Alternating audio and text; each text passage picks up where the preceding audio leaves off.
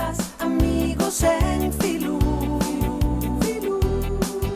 El mejor ambiente, algo diferente y muchos libros para ver. Feria Internacional del Libro UC. Hola, ¿qué tal? Bienvenidos una vez más a su programa Contacto Universitario. Hoy estamos en compañía de Víctor Ruiz Velasco. Él es un editor y escritor peruano que se encuentra en lo que es el marco de la 16ª Feria Internacional del Libro de la Universidad de Carabobo, que se está realizando en el Centro Comercial Metrópolis. ¿Cómo está? Bienvenido y gracias por estar aquí en nuestro programa. Un placer estar contigo, un placer estar en Venezuela. Estoy muy agradecido por la invitación y bastante agradecido también con la recepción que ha tenido el taller que me invitaron a dictar acá, la predisposición de la gente para intercambiar experiencias, ideas. Me voy muy nutrido después de este viaje. Me gustaría que nos comentara un poco acerca de qué le ha parecido esta edición de la Feria Internacional del Libro, esta fiesta de saberes, como la hacemos llamar acá en la Universidad de Carabobo.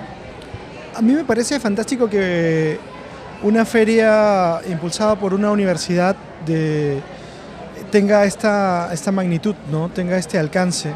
En Perú es inédito pensar una feria de estas características, de este alcance, y por eso me sorprende que a pesar de algunas dificultades que puedan estar atravesando, el libro siga siendo un componente fundamental para la idea de la ciudadanía, ¿no? Preservar estos espacios, estas zonas ya apropiadas para la cultura es algo en lo que las instituciones deben prevalecer y deben fortalecer año tras año, ¿no? Tenemos entendido que usted cuenta con un sello que es Lustras y otro que también tiene el nombre de Santuario. Háblenos un poco acerca de esto. Sí, desde hace 11 años dirijo el sello Lustra, que es un sello que publica exclusivamente poesía. En Perú la tradición poética es una tradición bastante importante. Nos sentimos orgullosos de nuestra tradición poética. Y bueno, me pareció algo bastante natural. Yo también escribo poesía, escribía poesía. Me pareció algo bastante natural, que ya se había hecho antes de hecho, iniciar mi proyecto editorial con un sello de poesía que tenía como referente a algunos poetas que también habían tenido editoriales de poesía, ¿no? Es un poco endogámico el asunto, el poeta lee a otros poetas, el poeta intercambia sus libros de poesía con otros poetas, ¿no? Y bueno, en Perú, en la generación del 50, que son nuestros poetas fundacionales, que es como lo vemos nosotros, el poeta Javier Sologuren tenía una editorial llamada La Rama Florida. A través de esa editorial se publicó una serie de autores inéditos hasta ese momento, autores que finalmente fueron muy conocidos, como Javier Heró, como Antonio Cisneros, como Luis Hernández, entre muchos otros, ¿no? Y entonces, a pesar de que Perú aparentemente no es un país de lectores, sin embargo la tradición poética es algo bastante importante, y un poco la idea original de Lustra era precisamente continuar con ese legado, ¿no? Continuar con este trabajo por seguir remando contra la corriente, publicando poesía, a pesar de que nos digan que la gente no lee poesía, ¿no? Fue una apuesta en la que estamos durante ya 11 años, este año hemos cumplido 11 años, y hace un par de años, porque Lustra, reitero, publica exclusivamente poesía, hace un par de años mis intereses viraron un poco también hacia la narrativa, y decidí iniciar un proyecto narrativo. No se me ocurrió en ningún momento publicar estos libros de narrativa a través de Lustra Narrativa, sino de empezar un nuevo proyecto. Y conversé con un amigo escritor que ya había realizado una curaduría para presentar una antología de literatura latinoamericana, de cuento latinoamericano. Este autor se llama Diego Treyes Paz, que quedó de hecho finalista el año anterior del Rómulo Gallegos, hace un par de años, con un libro fantástico que se llama Bioy, y que tenía mucho más contacto con los narradores latinoamericanos actuales. Mi visión era publicar a autores latinoamericanos contemporáneos y tratar de reducir las distancias que no son geográficas, pero que casi siempre son de otro tipo, que nos impiden, por ejemplo, conocer las tradiciones que se desarrollan en países tan cercanos al Perú como la de Venezuela, la de Colombia, la de Chile, la de Argentina. Es más fácil que conozcamos lo que se hace en España que lo que se hace de este lado del mundo, ¿no? Y a mí eso me parece una aberración, ¿no? Porque finalmente somos una gran patria que es Latinoamérica y a pesar de diferencias de matices, somos esencialmente lo mismo, ¿no? Y bueno, la idea era justamente que a través del conocimiento de las otras tradiciones, de las otras poéticas que se desarrollaban, articular unas zonas de intercambio, ¿no? Así como publicamos autores argentinos, colombianos, bolivianos, chilenos, también existía la posibilidad de que allá diésemos a conocer el trabajo de autores peruanos, ¿no? Y entonces Diego lo que hace es organizar el catálogo, proponer los autores, y yo ejecuto, ¿no? Y publico esos libros cuando estamos completamente de acuerdo los dos, ¿no? Entonces es otra forma de abordar para mí el trabajo de la edición, que tiene un perfil direccionado probablemente a una aceptación más inmediata que con la poesía, ¿no? Hay un impacto y una efectividad distinta.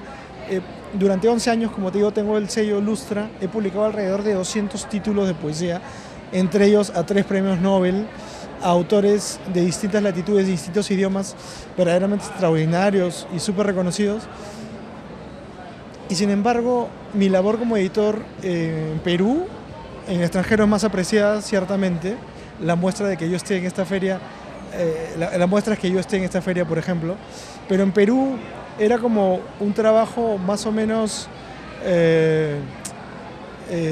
secreto, ¿no? O sea, no se reconocía mucho el tema, no se conocía mucho, salvo por sectores especializados, pero saqué el proyecto Santuario, que es de narrativa, y no tenía ni 2 meses, y todos me asocian como el editor de Santuario y no como el editor de Lustra, ¿no? Y eso tiene que ver con el género, ¿no? No es lo mismo publicar narrativa que publicar poesía, y precisamente por eso es más importante aún seguir publicando poesía, ¿no? Porque tiene otro circuito, porque tiene otra forma de alcance, que probablemente no tenga que ver con tirajes grandes, pero sí tiene que ver con desarrollo de sensibilidades que no encontramos en la narrativa, por ejemplo, o en otros géneros literarios. Hablando un poco acerca de esto, cómo buscar que se le dé mayor apreciación a lo que es la poesía, ¿cuáles serían estos caminos, usted como poeta joven que apuesta por este género, además de editar poesía, cuáles serían otros caminos para buscar quizás gente que le guste un poco más la poesía? Sí, yo creo que todo arte parte de una necesidad expresiva en un comienzo, ¿no? Es el motor que origina la necesidad de producir algo, lo que fuere. Después viene una especialización que tiene que ver con el conocimiento de la materia prima con la que trabajamos, el pintor con los colores, el cineasta con las imágenes, el escritor con las palabras, ¿no? Yo creo que la posibilidad que nos da el Internet, por ejemplo, hace que muchos autores puedan hacerse conocidos a través de las redes, a través de blogs literarios, a través de distintos medios, pero que no necesariamente esta manifestación, esta exacerbación del yo puesto para mostrarse, tiene que ver necesariamente con la poesía, ¿no? Yo creo que la poesía va más allá y que incluso trasciende lo meramente escritural, ¿no? Yo creo que se puede encontrar poesía en las distintas artes, en las distintas facetas de la condición humana, y que más bien una de las formas que tienes de aterrizar el hecho que llamamos como poesía es en la forma de poemas, ¿no? Y en la forma de publicación de libros de poemas. Yo creo que la poesía, al no estar condicionada por un aparato mercantilista, debido a que no es un objeto que necesariamente seduzca al mercado, se libra precisamente de la dictadura del mercado y del capitalismo que propicia la creación de objetos utilitarios, ¿no? Entonces, por ejemplo, una editorial grande publica un libro sobre vampiros adolescentes y todas las editoriales publican lo mismo. Al hacerlo, lo que hace es unificar una visión del mundo, estandarizar pensamientos, formas de entender la realidad. Lo que propone la poesía, que escapa a estos mecanismos mercantiles, son precisamente visiones que contrastan con una visión única del mundo, ¿no? Y ese solo hecho es valioso para que alguien, sea yo o quien fuere, se dedique a propiciar esta zona de apertura y de discusión que finalmente hace que se generen lectores más competentes, lectores más críticos con su realidad, ¿no? La poesía es un medio de conocimiento distinto al científico, al humanístico, ¿no? Más que un medio de conocimiento, es un medio de exploración, ¿no? Es un camino, no es una certeza, ¿no? Es un poner todo en cuestión, en cuestionamiento, y por eso es valiosa, ¿no? Ahora, ¿qué hacer para que lleguen más lectores, para que se difunda más? No sabría cómo responderte eso sin llevar a reducir el artefacto estético que es un libro de poesía a convertirlo en un producto, ¿no?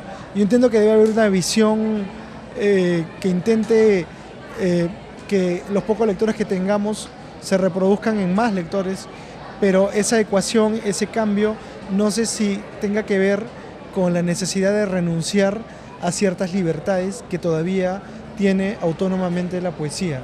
Entonces prefiero simplemente sacar un libro, publicar un libro de un autor que me parece trascendental y lanzar ese libro como se lanza una botella al mar con una carta dentro, esperando que alguien la encuentre y que escuche o lea el contenido y que en el mejor de los casos le cambie la vida. Bien, nos encontramos en compañía del escritor y editor peruano Víctor Ruiz Velasco, con quien estamos hablando un poco acerca de lo que es su presentación o su presencia aquí en la 16ª Feria Internacional del Libro de la Universidad de Carabobo. Ya volvemos. Amigos en Filú, el mejor ambiente, algo diferente y muchos libros para ver. Feria Internacional del Libro UC. Y continuamos desde la 16ª Feria Internacional del Libro de la Universidad de Carabobo en compañía del poeta, escritor y editor Víctor Ruiz Velasco, con quien estamos hablando acerca de lo que es su presencia en esta feria. Y bueno, en la parte anterior usted comentaba acerca de que quizás Internet tenga mucho que ver con lo que es la lectura hoy en día. Sin embargo, usted está editando. ¿Cómo hace para ese proceso? Porque usualmente los usuarios ya no están leyendo mucho, sino que van todo a Internet. Sin embargo, usted sigue apostando por lo que es editar libros. ¿Cómo ve usted ese proceso? Sí, no, lo que yo creo es que, estas nuevas plataformas, estas nuevas formas de leer, lo que hacen es atomizar la lectura. Piensas que googleando puedes encontrar la información que necesitas y probablemente la puedas encontrar si es que buscas bien o si tienes suerte, pero eso genera una serie de problemas que tienen que ver con cómo investigamos, cómo leemos, cómo analizamos, cómo interpretamos. Y entonces no llevamos a cabo el trabajo completo de fichar, de ir a la biblioteca, de leer para aprender, sino que buscamos la respuesta a una pregunta específica. Y eso no está articulado a ninguna forma de conocimiento mayor que ese, ¿no? Entonces es un conocimiento bastante utilitario que tiene que ver con la respuesta que tengo que dar en el examen, ¿no? Y punto. Y eso no es aprender, ¿no? Eso no es aprender. Yo creo que la Internet, justamente, a pesar de toda la información que nos puede dar, limita la lectura, porque se descompone en esta serie de de metas inmediatas que piensa a las que puede llegar el navegante, para no hablar del lector, ¿no? Porque es importante editar libros, porque la relación que hay entre el lector, el autor y el editor compone una visión microscópica de un mundo posible, a fin de cuentas, ¿no? Cada editor lo que hace es desarrollar, en el mejor de los casos, una línea editorial que tiene que ver con la posición que tiene este editor-director en el mundo, ¿no? Y lo que quiere mostrar del mundo, ¿no? Entonces, la selección de los autores, la selección de los títulos, es una propuesta de lectura del mundo, a fin de cuentas, ¿no? Y me parece que si se trata de un editor medianamente competente, estas propuestas, estas formas de mirar el mundo van a ser siempre valiosas, ¿no? Para quien pueda acceder a ellas. Ya que hablamos acerca de lo que es editar libros, me gustaría que me contara un poquito acerca de cómo es ese proceso de selección para decidir qué se edita y cuándo se edita. Bueno, hay diversos factores en realidad, ¿no? Yo creo que el primario es que definir al editor como un lector. El editor es en esencia un lector que además quiere compartir la fascinación que sintió por la lectura de algunos libros o muchos libros, ¿no? Esa es la premisa, ¿no? O sea, yo no creo que pueda existir editores que no lean. O sea, me parece impensable.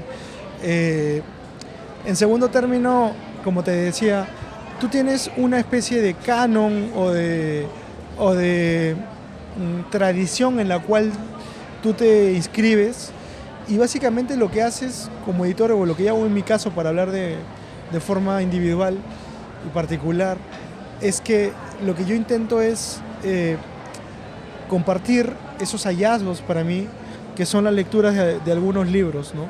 Compartir, ¿no? Es un afán por mostrar esto que a mí me parece sorprendente, que me parece inquietante, que me parece genial, o que me parezca aberrante incluso, ¿no? Porque la realidad también te da esas formas de interpretarla, ¿no? Entonces, uno construye su catálogo en la exacta dimensión en que uno es lector, ¿no? Lo que hace después es, por ejemplo, tratar de tener una visión ya más de administrador, de potencializar los pocos recursos que puedes tener como un editor independiente, que básicamente financia de tu propio bolsillo las publicaciones que realizas, sabiendo que el retorno de esa inversión es muy lento y que probablemente en muchos de los casos ni siquiera llegues a recuperar lo que invertiste. Entonces tienes que ver posibilidades en que esa aparente pérdida sea de un impacto menor al que podría ser, porque si no, lo que haces es quebrar y ya no publicas más. Entonces hay modos en los cuales tú, a partir de la publicación de algunos nombres emblemáticos que te ayudan a generar un capital simbólico, un reconocimiento de lo establecido, de los agentes rectores, lo que tú puedes hacer es buscar el financiamiento en algunas instituciones, en algunas entidades privadas, para lograr de alguna u otra forma subsidiar ese libro que, a pesar de que no es un bien comercial necesariamente, puede serlo también, exista, a pesar de que los lectores no sean 3.000 como para una novela, sino 300. Pero seguramente esos 300 van a producir otros lectores de poesía y lo van a compartir en algún momento, o de narrativa, o de lo que fuere, ¿no? Es una especie de escalada, ¿no?, que se bifurca, ¿no? Un río que se bifurca en una infinidad de deltas, ¿no? Entonces el editor tiene que ser muy consciente del nicho al cual se dirige. No es lo mismo editar un libro, una novela, por ejemplo, que puedes tirar 1000, que tirar un libro de poesía. Puedes pensar que tirando 1000 libros de poesía, el costo de producción del libro reduce, y es verdad, pero ¿de qué te sirve tener 1000 ejemplares de ese libro si solamente vas a poder mover 300 y el resto lo vas a tener guardado, ¿no? Entonces hay que tener, como te digo, una visión de administrador, de gerente también, que es la parte que hace que sea posible que un proyecto destinado al fracaso demore más en la caída, se mantenga más en el aire hasta antes de que caiga. Bien, me queda poco tiempo, pero no puedo despedir sin que me comente un poquito, brevemente, acerca del taller de edición de la República de los Poetas, nuestros padres fundadores, que es con el que usted está formando parte de lo que es esta 16ª Feria Internacional del Libro de la UC, y además que me cuente acerca de lo que son sus libros y por supuesto que me narre un poema algo corto. Bueno, a mí me propusieron hacer este taller que parte de mi experiencia de 11 años como editor independiente. De hecho, tengo algunos más editando libros. Y lo que hemos propuesto es un método de trabajo. Casi nunca está sistematizado este método porque en muy pocas universidades de Sudamérica se enseña la carrera de edición propiamente dicha. Es algo que casi siempre aprendes en el camino o con gente que ya había hecho ese trabajo antes. Y lo que hemos venido es a compartir nuestra experiencia y a conversar con los actores que están llevando a cabo este proceso también en Venezuela en este momento, ¿no? Hemos venido a compartir ideas y a recibir y a nutrirnos, ¿no?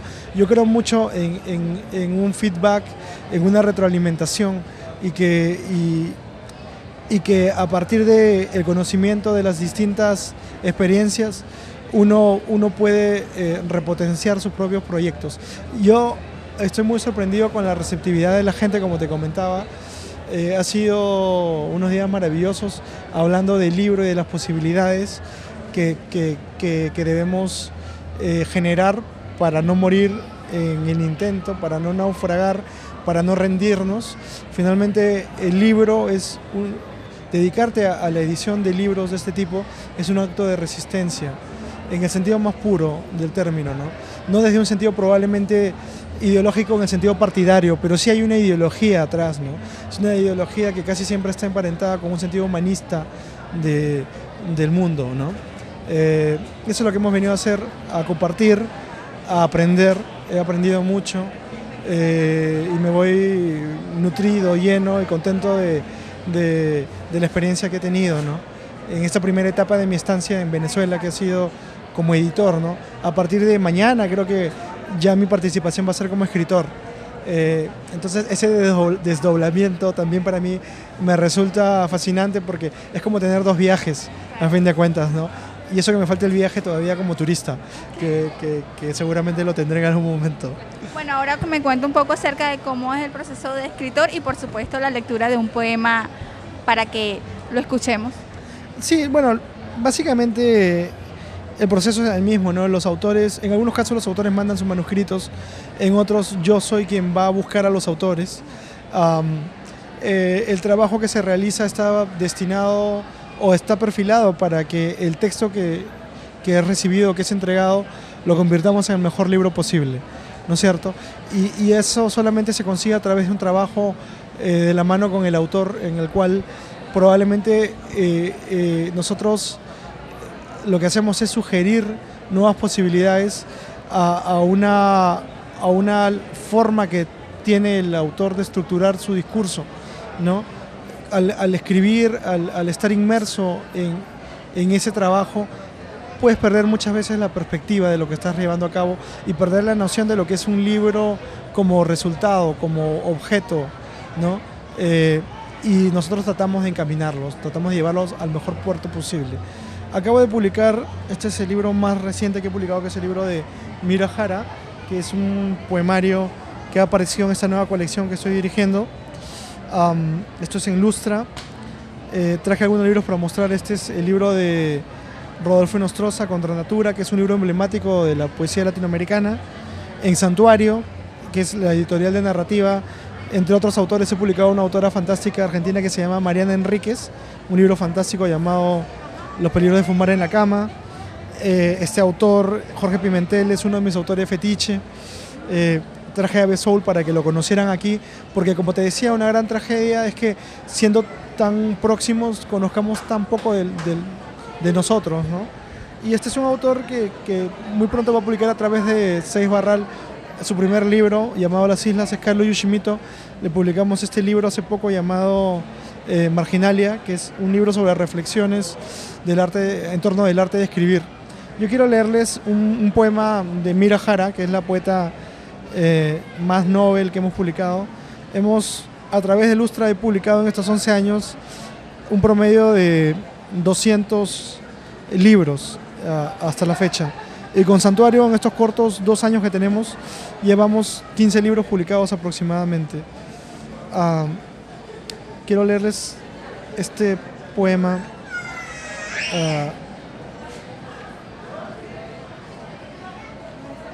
que Mira dedica a su esposo, Carlo Bordini. Pienso en una mujer que besa a un hombre. El hombre es anciano, alto y macizo. En su barba blanca he depositado mariposas puras. Esas mariposas tienen pies de agua, piel de agua, huesos de llama. Dentro de esas mariposas existen unas mentes idénticas a mi mente, la misma sensualidad con la que acaricio la piel de los peces, la misma inclinación para acariciar plantas, ancianos.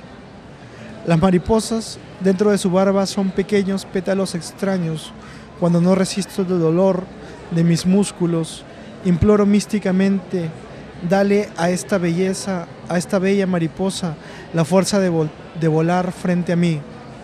Vuelo, veo el vuelo frágil, frío de la pequeña criatura, doy unas gotas de agua a su pequeño pico. Estas mariposas suaves resisten el paso del tiempo sin voluntad. No han nacido para ser fuertes, están aquí, dentro de la barba de un hombre anciano. No sé dónde hacerlas vivir. Gracias. Bien, estuvimos conversando con Víctor Ruiz Velasco, él es un invitado de lo que es la 16ª Feria Internacional del Libro de la Universidad de Carabobo, poeta, escritor y editor peruano. Para mí, como siempre, fue un placer y será hasta una próxima oportunidad. Amigos en